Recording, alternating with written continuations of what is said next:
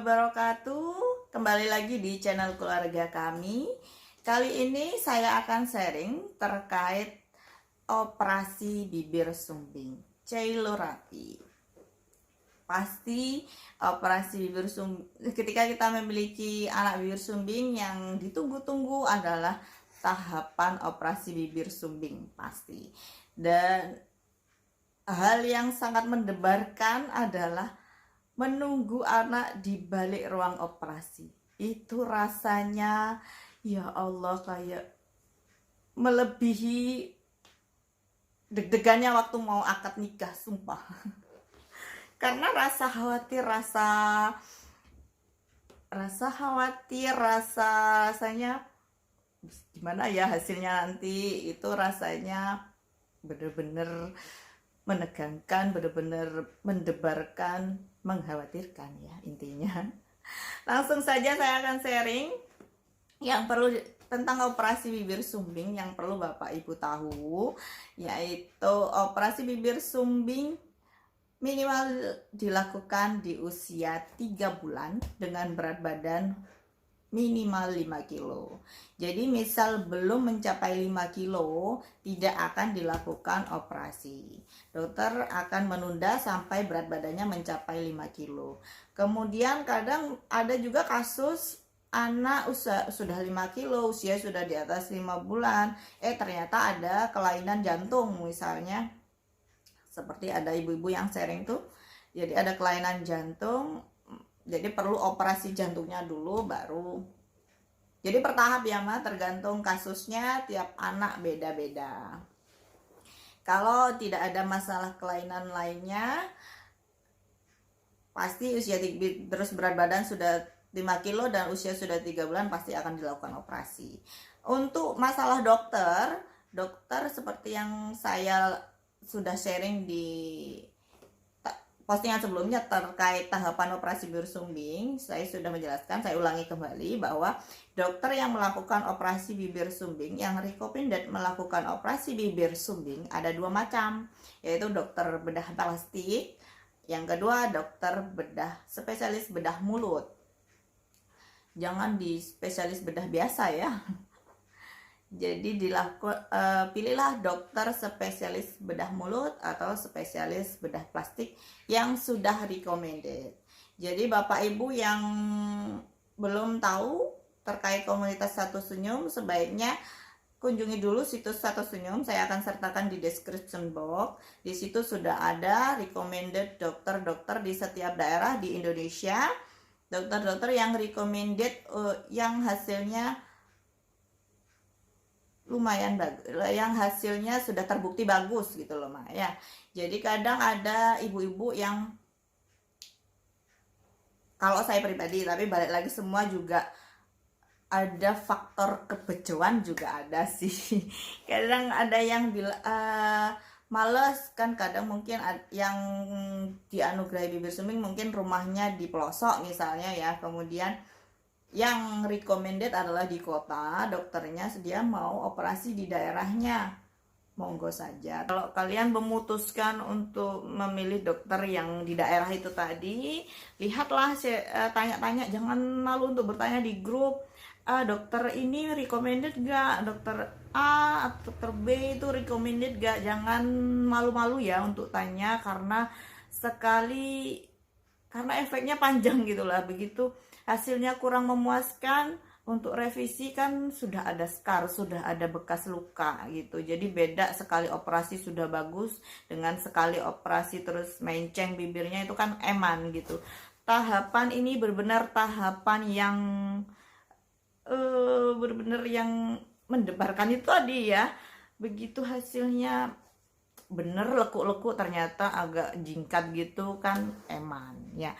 Jadi untuk tahu dokter-dokter yang recommended itu tadi, kunjungi situs Satu Senyum saja. Saya tidak membahas nama-nama dokter di sini ya Ma, karena itu sensitif sekali. Yang pasti itu juga balik lagi ke tiap orang tua punya pertimbangannya masing-masing. Ada kok yang sharing di grup, dia operasi di daerah, ternyata yuk hasilnya bagus-bagus aja.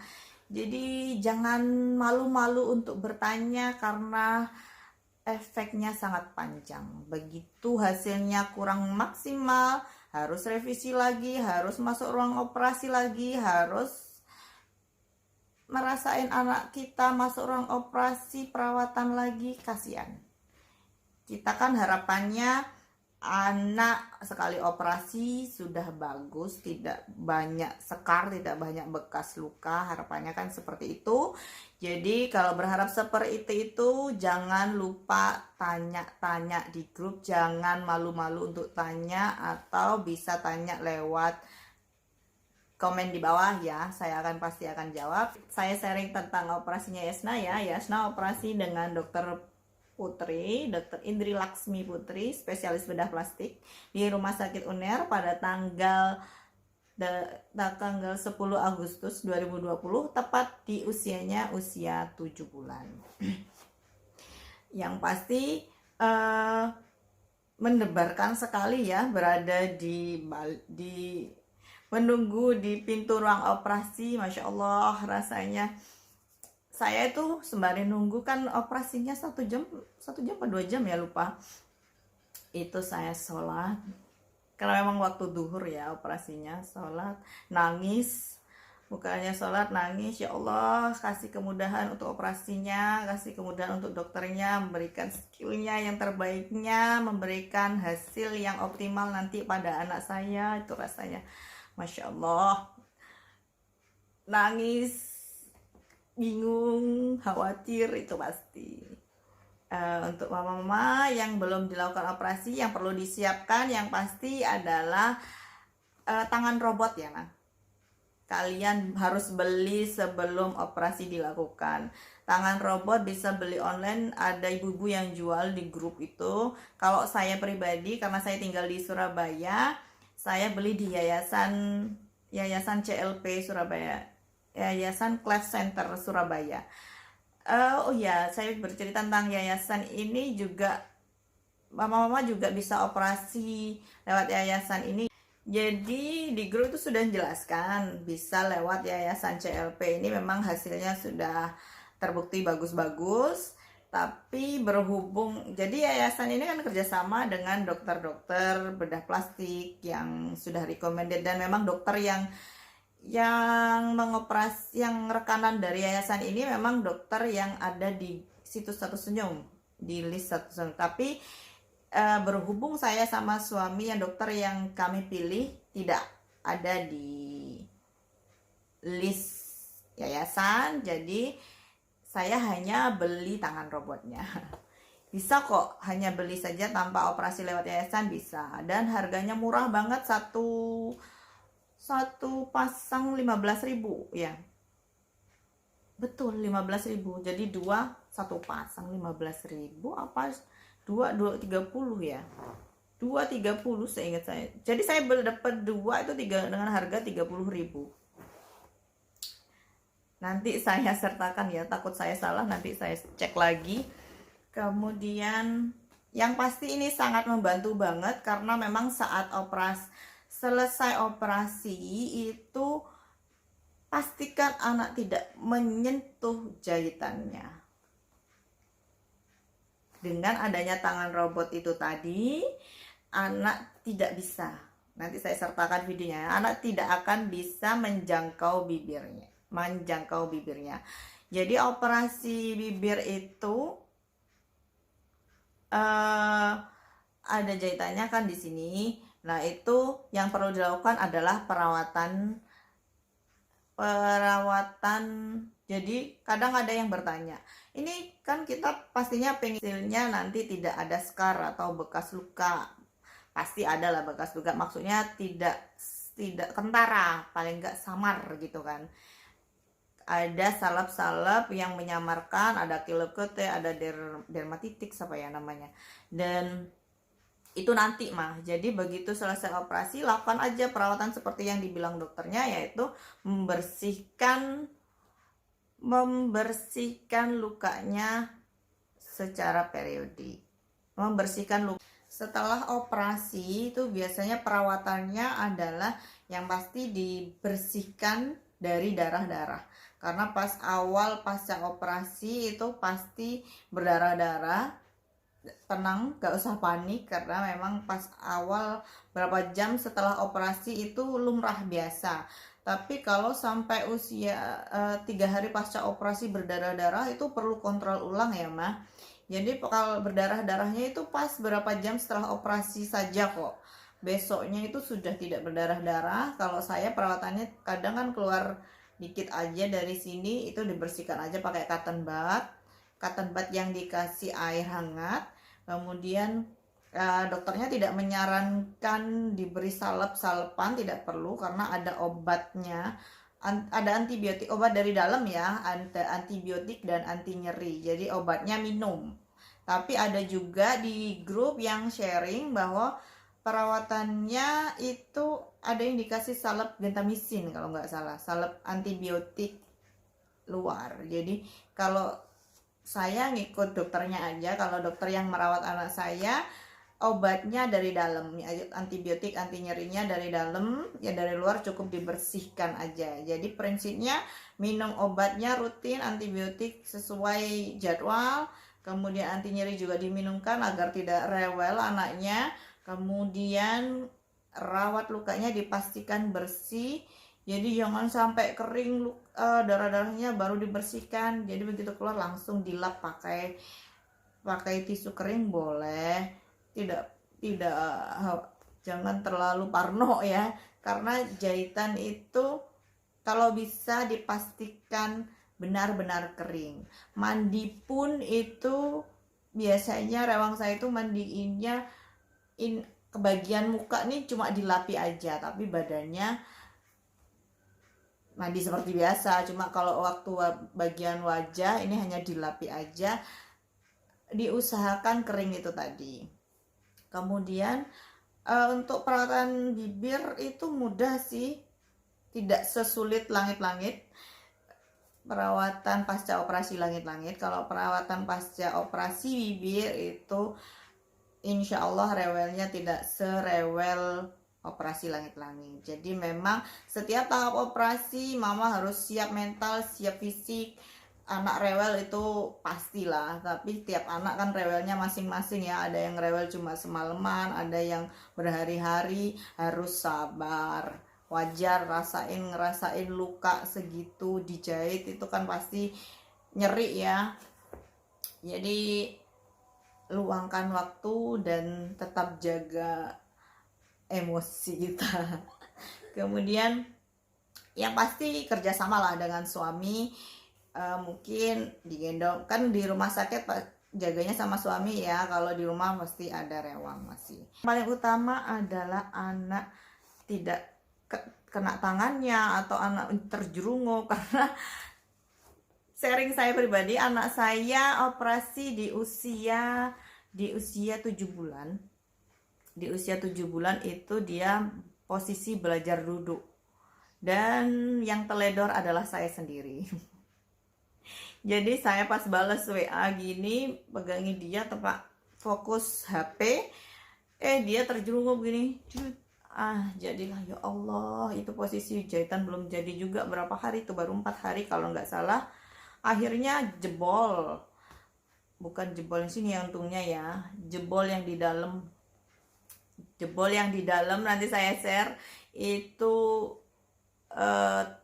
apa namanya, jebolnya akhirnya keluar apa itu namanya, kan di Siasna ini dipasang tulang buatan, tulang sintetis, itu ada yang keluar sedikit, tapi tenang aja, alhamdulillahnya masih bisa dibenerin, dijahit ulang saat angkat jahitan. Jadi operasi bibir sumbing itu operasi ya, biasanya tekniknya itu kalau pakai BPJS ya, 1 hari sebelum, misalnya mau operasi hari Senin, hari Minggu masuk rumah sakit dengan screening yang sudah sebelumnya, kemudian hari Minggunya hari Seninnya operasi, hari Selasanya pulang. Jadi cuma sebentar di rumah sakit ya.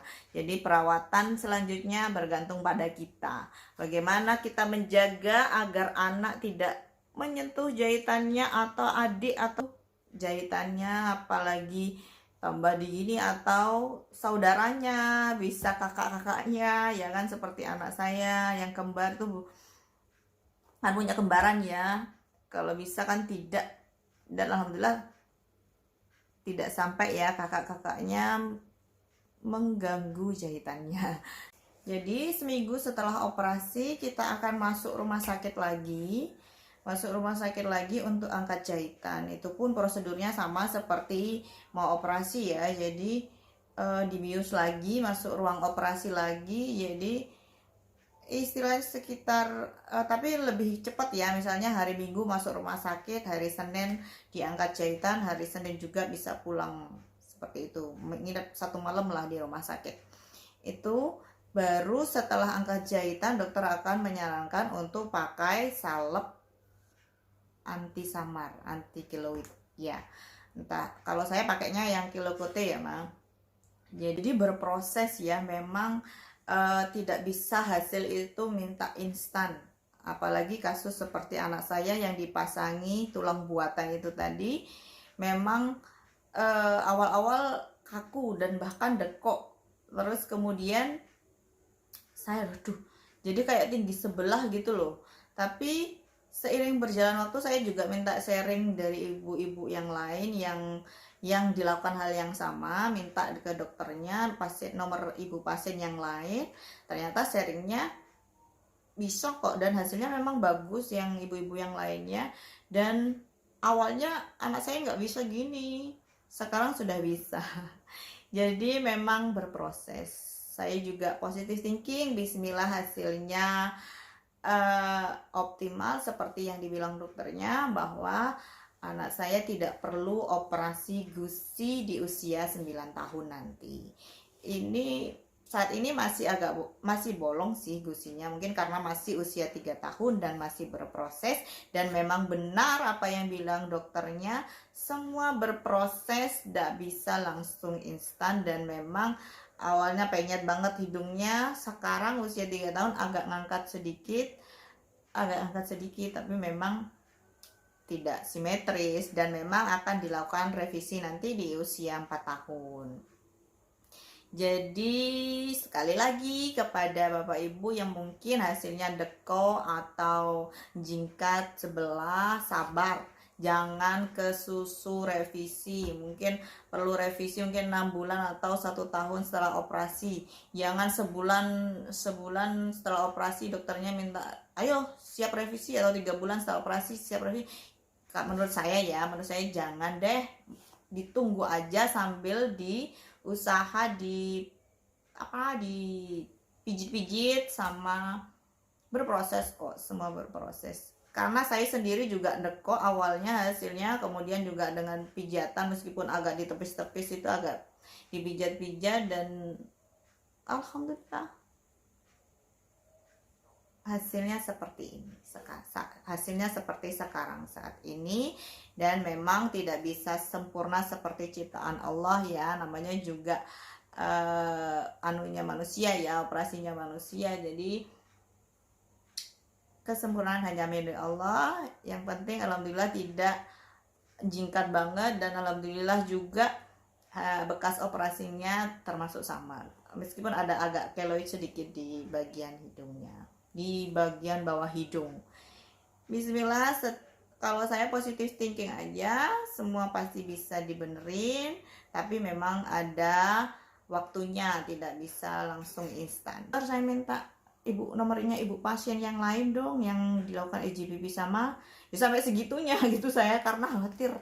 Karena konsul dokter lain disuruh revisi, padahal begitu sharing ibu-ibu, ya nanti akan lemes kok, nanti akan nggak kaku. Dan memang alhamdulillahnya ya, saya masih bersabar, tidak ke susu revisi, alhamdulillah bisa kok akhirnya. Semua memang berproses, jangan ke susu revisi, bener-bener deh. Itu yang mau saya sampaikan kepada ibu-ibu untuk operasi bibir sumbing. Semoga pilihannya memberikan hasil yang baik untuk buah hati tercinta. Hasilnya memuaskan, lekuk-lekuk, dan tidak ada bekas luka.